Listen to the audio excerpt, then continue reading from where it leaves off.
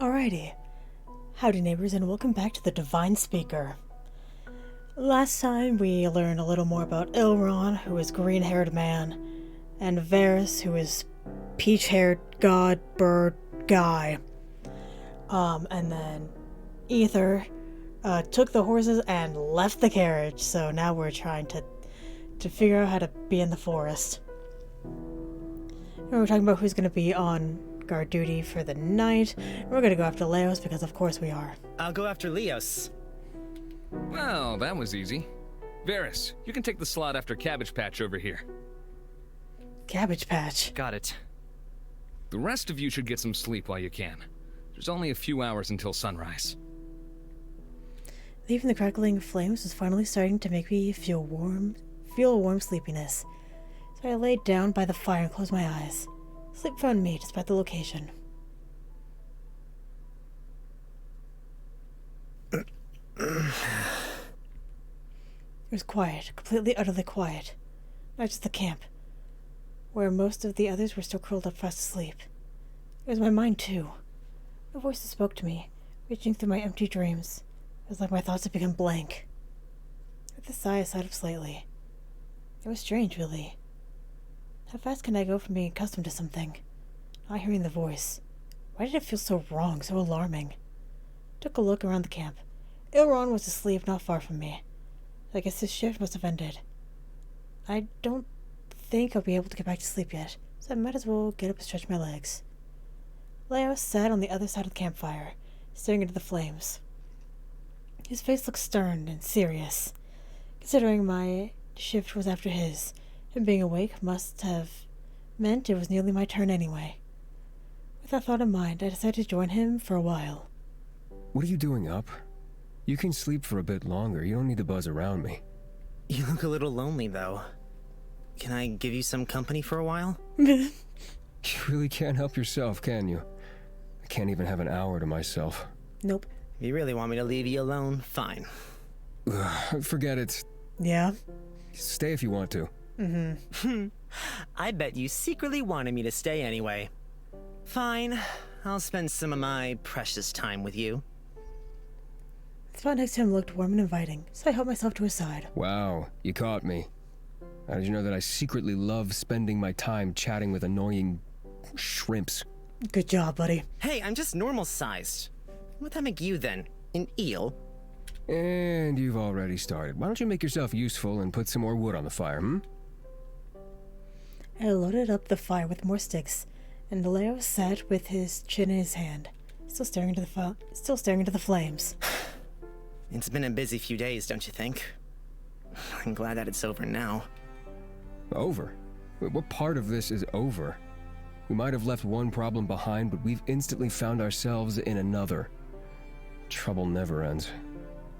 But even solving one problem feels pretty fulfilling. Like we're finally getting somewhere.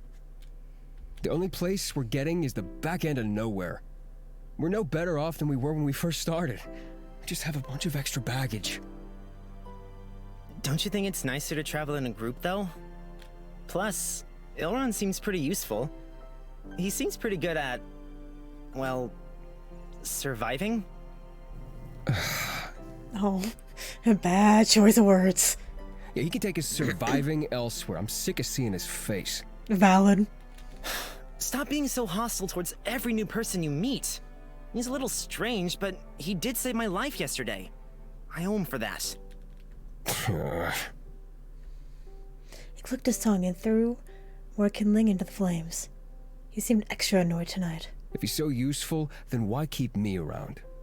Might as well just leave now. No, what? What? You heard me. He saved your life, right? Just follow him around from now on. Why are you comparing yourself to him? You're both totally different people. You're the one that keeps bragging about him. But I didn't? Is he jealous? Leos is jealous of him. Oh, how do I deal with this? What a handful. I don't want anyone other than you. You're much more useful than him anyway. Then where was I when you nearly died? That's not your fault.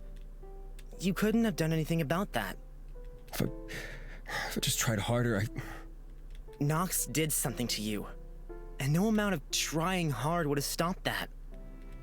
And if that green-haired freak wasn't there, you'd be dead. What use am I? You saved my life plenty of times too, you know? Actually, now that I say that out loud, I really do sound pretty useless, right? Someone's always saving me. And that goes without saying. I'm not that bad, am I? You're a dopey klutz. But But... a dopey klutz that I don't want to see dead. For some reason. I think if we're both alive by the end of this, I deserve some kind of award. He's showing affection. I'll get you one. How about a big gold medal that says, "My knight in shining armor"? Oh, God. Too much? I promise I'll do better. I won't let anything like that happen again, and I'll be the one to save you when you inevitably get yourself into trouble. You can rely on me. You don't need him. Okay. Yeah. I know you'll be there to help me if anything happens. I trust you. Maybe not your wisest decision. You just told me to rely on you more. Yeah, but it's kind of gross when you say it. Forget I mentioned it. Fine, fine, whatever you want. Oh, I wanted to ask. What do you think about all that stuff Ferris said? Do you believe it? I don't have any choice but to believe it. Even if I don't wanna. I find him, difficult to read. He's scary in a way that Ilron isn't. What do you mean? I know what to expect from Ilron already. He's got the smarts to back up his strength, and like you said earlier, he knows how to survive. But Varys, he looks like an angel. He seems so calm and serene, but something in the way he holds himself tells me that we shouldn't mess with him. Like he's not the kind of guy you'd want to be on the bad side of. I think he seems really nice, honestly. He does. That doesn't make him any less daunting. He doesn't even carry a weapon. It's uncanny. Do you think that the speaker was lying to us after all? If there's no gods left up there for him to talk to. I don't know. I honestly don't know, and I want to know so badly that it hurts. I want to believe in him and what he stands for, but so far everything is pointing against him. Varys did say a few gods were left up there, but... Maybe they are there. And the guy's just doing his job, or maybe... Leos stretched out his shoulders and stood up from beside the fire. I'm gonna go get some shut-eye. Try not to burn the place down while I'm asleep. Aren't you the one who likes to burn places down? He walked away grumbling something about it not being him, and he doesn't even like fire that much. A few moments later, I felt a tap on my shoulder. Hello, Rain. It's nearly my turn to take over, but I thought I'd join you for a while. Care for a walk? That goes against the point. Oh my god. I was feeling a little stiff from sitting for so long. I decided that a walk around would probably do me good. Sure, I'd love to. For a while, we walked silently through the crimson forest, dyed black from the absence of light. The moon lit up most of the forest for us to avoid finding ourselves lost, at least. Every now and then, I heard the whispers of something far off in the distance. A soft buzzing of sounds that almost seemed like words, but they were unreachable. No matter how I strained my ears, they wouldn't reveal their meanings to me. Do you hear it too? I do. What is it? Insects? Animals? Even I'm not certain, but I have a theory. I believe that long ago, a god inhabited and protected this land, but not any longer. I can still feel the wisps of a powerful soul here and there, but I don't sense anyone watching us. Perhaps that god moved on or disappeared, and left behind a gift to protect this forest. Or perhaps his soul is still stuck here. I don't know. More gods. feel like everywhere I turn, I can't avoid them. I don't blame you. We've had a lot of encounters that most people would never even believe. I'm not sure if you're lucky or not. And the answer is no. I could be wrong anyway. Perhaps nothing inhabits these woods. Maybe it's a crazy hermit living in the center all by himself, driving off travelers. Me? He laughed a little, raising his hand to his mouth. It was strange how calm I felt around someone I'd only just met. He was gentle and caring, enough that I instantly felt okay with sharing more about myself with him. Can I ask you something? I'm always here to listen. For a while now, I've been hearing strange voices in my dreams. Sometimes they're quiet, but sometimes they're frantic and loud, too. I don't know what they mean. Mm-hmm. But since we entered these woods, I haven't heard that voice. Not even once. You'd think I'd be happy about it, but I want to find out the truth. Not just have them disappear. You might have no clue whatsoever, but I thought it was worth asking. Perhaps the remnants of a divine do lie inside of the Amaranth then, and it's stopping whoever is speaking to you. You think it's actually someone talking to me? Not just strange dreams? I do. Yes. It's just a matter of working out who. We circled around the camp and found ourselves back in front of the campfire. Varys sat first and motioned me to sit next to him. The others still lay scattered around, sleeping soundly. You're curious, aren't you? About me. I am. If you're comfortable answering, there's something I'd like to know more about. You're a god, born from the heavens, but you said that you fell and had to take a mortal body, right? Like Nox, too. He was inside of Soren's body. Does that mean... He took over the bird. No. This body wasn't originally mine. The consequences must be dire for a god to take a human body. Nox was an exception, since the two existed within a single body. But normally the only way a god can take a human form is to enter a body at the exact second the original soul leaves. So, they have to die. Then... your body... That's right. When I was on my last legs, and I thought my only option would be to fade away, I was offered the body of a dying infant. The parents were both believers of mine. They prayed and prayed to me to save their child, but there was nothing I could do. Nothing I tried could save him, and it was a decision that weighed on me heavily, to take that body. But the parents, my parents, rejoiced. They named me Varys, after the god that saved their child.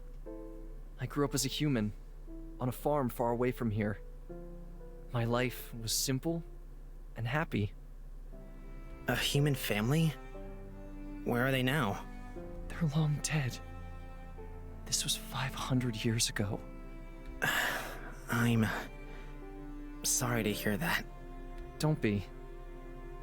They may be gone now, but they still live on inside of me. I'll never forget the warmth that they gave me. I never told them the truth, not even on their deathbeds. I hope I did a good enough job at being their son. It sounds to me like you were always meant to be their son. Thank you, Rain. Growing up as a human gave me an insight that I never had before. Not in my life as a god, or my life before that. For that, I'll be forever grateful. I think that's the difference between Nox and I. He didn't get the chance to experience human warmth, so he never connected with mankind. He was thrown into a world of violence and deception, tortured for simply existing. I can't imagine how I would have turned out if that was my first experience with humans. It's difficult to blame him for what he did. Perhaps some of them truly did deserve to die, but he involved far too many innocents. It wasn't his place to judge them. I can't forgive him, but he's also a victim in this, right? That's right. A victim of circumstance. He never chose the life of a god. Anyway, I've kept you far too long. For now, go rest. We have a long journey ahead of us tomorrow. Will you be okay by yourself? Of course. I've somehow managed to survive these last few hundred years, so I think I can manage an hour or so. I stood from my place beside Varys after saying goodbye and found a spot a little further from the fire. Violent sleep found me almost instantly upon shutting my eyes. I woke up to the sound of morning birds and the shuffling of feet. When I opened my eyes, I found Elrond checking over the camp. Well, good morning, sunshine. Didn't feel like sleeping in today? It's lucky I got any sleep out here. Aw, roughing it every now and again is good for you. It builds some character. Plus, it really makes you appreciate those days where you have a roof over your head. By the end of this, I should be full of character then. Maybe my expectations are too high, but I'm going to try to stick to a bed, at the very least. Suit yourself. Since you're up, how about you go wake up your little posse? When at a time, I woke up the other three. Lewis grumbled and told me it was too early.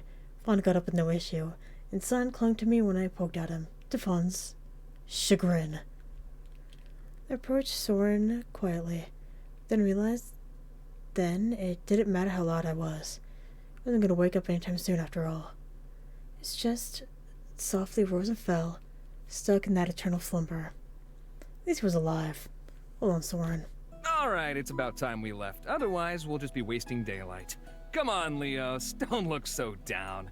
If you're really that tired, I can give you a piggyback. Poor Leos. Or would you prefer princess style? I prefer for you to disappear from my sight and never come back. But I see you're not taking my preferences into account. I'll be out of your hair soon enough. Being stranded out here wasn't my choice, you know. I found our way back to the overgrown path and continued onward. The rest of the woods went on as far as the eye could see. Does this really lead to Sid Caen? How far are we from Sid Caem? If we continue at this speed, we should be there by tomorrow morning. Think of it positively. Just one more night out here and then we'll be there. Well, and that doesn't sound so bad. Maybe not for you, but my legs might fall off. Rain, carry me before I die of exhaustion. I want you to stop talking. Are you kidding me? You only just started walking. My fragile, delicate body isn't used to bushwhacking. Rain. Oh my god. Just for a little bit. Knelt down, he climbed onto my back. His arms around my neck. Oh, poor baby's synaculous. With his short legs tired. I forgot it was synaculous. Nah, it's my ass from the pounding Rain gave it last night. What? What? Oh my. Notice's mouth was a perfect circle in Sign's statement. Sign? You shouldn't lie like that! You're right. I'm fine even after. Sign? Fine. Yes, it's my short little legs that are tired. Sadly, the fucking was only in my dreams. He cuddled my head in close to him, attracting the angry gazes of both Fawn and Leos. No one wants to hear that shit from you. Keep it to yourself. Hey, Rain might. He's plenty interested in me. I would rather you fall off. The bickering continued for a while before dying out. Or for a few hours, till the sun was high in the sky. After a while, Sign got bored of being carried and decided that annoying Leos and Fawn was more fun. Sunlight was warm and comforting, but the air was still crisp. The frosty breeze still blew from the treetops, rustling leaves. The path was rocky and uneven, making even walking more difficult. He looked toward Varys. He wasn't even wearing shoes, so how is he not struggling? Actually, not wearing shoes is a little strange. Can I ask you a question, Varys? Of course. Why don't you wear any shoes? That's because... Wow, you haven't heard? It's the hottest trend in Sid Caem, you know. It's a sign of strength. Nothing can beat you. Not the rocks in the road, or the cold, or those tiny steps you never seem to notice and bang your toes on. Yeah. Wait, really? It's true. All the hottest guys in Sid Caem are rocking it. Alas, I don't think I could do it, but you should try it out, Rain. Then, why are you wearing shoes, Elron? Me? I'm not brave enough. I don't think I could withstand the responsibility of being the strongest, most strapping man alive. Varys is tough enough for the both of us. Out of the corner of my eye, I saw Leos eyeing up his boots. He reached out one hand but decided against removing them. I don't think I'm as strong as you, Varys. I hope one day I'll be able to take off my shoes too. Yeah. You do that, Rain. This sounds kind of... Shh, you. Don't spoil the fun. Oh, on another note, there's actually something else I wanted to ask. You mentioned that something had happened to force most of the gods down to Vidus, right? What exactly happened? Have you ever heard of the Aurelian War? It sprung about when the king of Sigcaum outlawed the Speaker in the Aurelian religion. Oh, the sign mentioned something about that. That the Crown Prince and the Speaker left Sidcaeum and formed Aurelia Cavella secretly. That's right. Before then, the Aurelian religion was spread over all of Vidus. But once it was made illegal, anyone found practicing it was punished severely. When the Speaker left Sidcaeum, he took with him the only way to contact and speak to the gods. We had a choice to make. Leave with him and be trapped inside of Aurelia Cavella and live? Or stay on the outside with no believers. As you know, having no believers means death. Most of us went. Some of us decided to risk it and stay to watch over Vidus. With no followers, we lost our power and fell to the mortal realm, taking bodies where we could find them, or choosing to die. You already know what happened after that. Many of us were found and killed. Some were tortured and experimented on, and some went on to live human lives, blending in with society. We're all still trying to find our purpose. Maybe some clothes, too. Then, the Speaker does speak to the gods? I was starting to doubt him. That's right. Although, I imagine they're not all too pleased with being stuck inside of Aurelia Cavella all this time. You wouldn't have an easy time controlling them. Why does he keep them trapped there? Why not let them go? I don't know.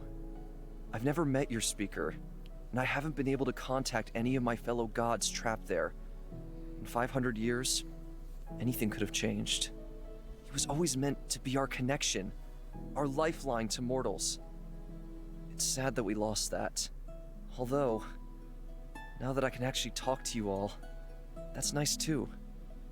Rain, may I ask you a question? Huh? Of course. If I asked you to return to Aurelia Cavella right now and stay there your whole life, would you? You'd never be able to speak with Fawn, or Sign, or any of the people you've met, ever again. Would you want that? I never felt trapped, you know? We didn't know any better, but now... If I was asked to return now, aware of everything going on, out of my reach, I wouldn't be able to. He smiled at me again. That's right. I'm sure that's how they feel too. They've been cut off from everything they loved, everything they watched over. If I were them, I would be making my anger known. How? Simple things. Making the wind blow just a little bit less, the soil less fertile. Things that, over time, would force people to act. That's... Not so different to what it's been like for the last few years. Okay, I want to get this straight. You're saying that a bunch of gods are trapped inside Aurelia Cavella, desperate to escape, and are trying to make our lives a living hell. It's the only way for their voices to be heard. What stops everyone from believing in them out here?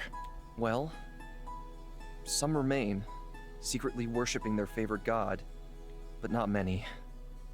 My family, once upon a time, we worshipped a god too. But my parents always told us to never speak to anyone about it. We don't. In Sidcaum, it's practically suicide to follow any gods, both socially and literally. If the Speaker is truly what he says he is after all, then my fate has to be correct, right? I'm starting to think that maybe. But he told me it wasn't true, that my judgment was actually a lie. That I could amount to something. That doesn't matter. Gods, people just like Varys, are stuck there against their will. And the Speaker knows this. He knows what leaves them trapped. I don't like the look in your eyes. Don't try to get involved with something that has nothing to do with you. Does it have nothing to do with me at this point? I want to help them. Maybe somehow would be able to. Take one step at a time, Rain. It's admirable, but you should try to solve your own mysteries. Freeing them will be no easy feat, even if we somehow manage to find Aurelia Cavella. I don't know how you'd go about letting them out. I know exactly where it is, though. That's not the problem. It's surrounded by an unnatural mist that serves to keep out strangers. I came across that too. I was following the river, and then found myself back at my house in a daze. I had no memory of it. Then even returning home one day will be impossible?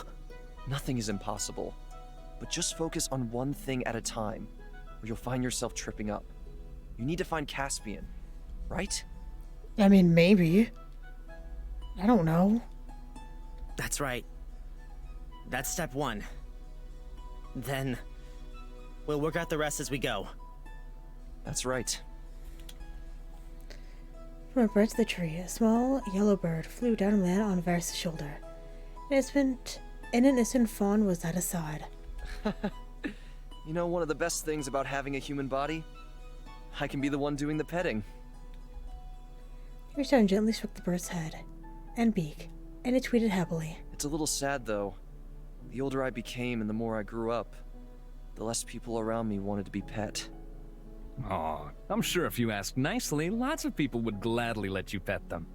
Oh, you should try asking Ilron. Me? Oh, Varys, would you be kind enough to give me a pat on the head? Of course. He reached up and smoothed down Elrond's messy hair. What about you, Rain? Fawn? You too? We both lowered our heads, and Varys gently patted our heads.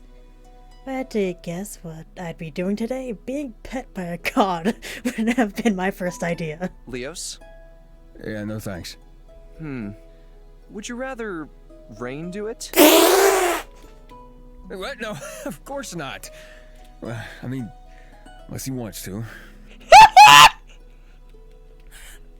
Ooh, me too. I want a pat. One glanced at me, then back at the group a couple of times, trying to get my attention. Do you want one too, Fawn? Yes. I could practically see his tail wagging happily. It's like a little puppy. You know, you act like an obnoxious prick, but you're pretty whipped around this guy, huh? What do you owe him? The irony of that coming from you is hilarious. Oh, no, Leos, you got it wrong. I know what's up with them. They're married.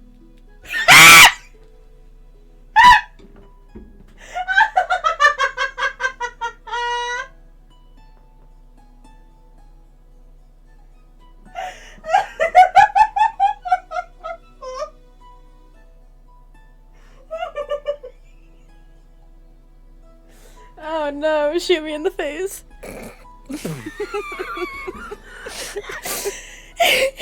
What? You're badly mistaken. We're friends, just friends. Rain, you're very sweet, but the two of us, yes, we're just friends. Seriously, a god and a human? Oh, that would be an accident waiting to happen, right? He watched Varys out of the corner of his eye. That's right. It would never work. And do I look like the type to settle down and get married? Don't be stupid. You're right. Sorry. I just assumed from the way you two act around each other. Guess I was wrong. Conversation dwindled down awkwardly, and Elrond walked slightly ahead, leading us. Even though the path only went in one direction. Time passed slowly, and soon the sun had already begun to descend into the horizon. We found another place to rest for the night quickly. Oh, I'm starving. Me too. I wish I had something to give you. I'll go hunt us something to eat for dinner. I do it all the time. Let me come help you. You three should stay here. I don't want any missing children reports while I'm gone, okay? You three, was Leos?